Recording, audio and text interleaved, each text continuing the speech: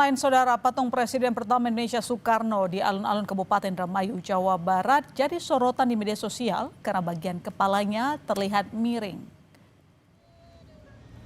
Patung Bung Karno yang berdampingan dengan patung Bung Hatta di alun-alun dibangun 2 tahun lalu dan kondisinya terlihat rusak pada bagian kepala patung Soekarno. Bupati Indramayu, Luki Hakim, angkat bicara bahwa kondisi kepala patung yang miring diduga karena puting beliung dan tertimpa tenda.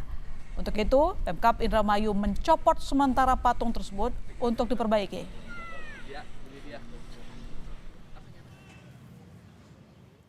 Kemarin ada peresmi ada Pak Erwin? P3 Kapar Waktu ada 4.000 orang dilantik di sini. Terus seperti biasa di Indramayu itu saat ini banyak angin puting beliung.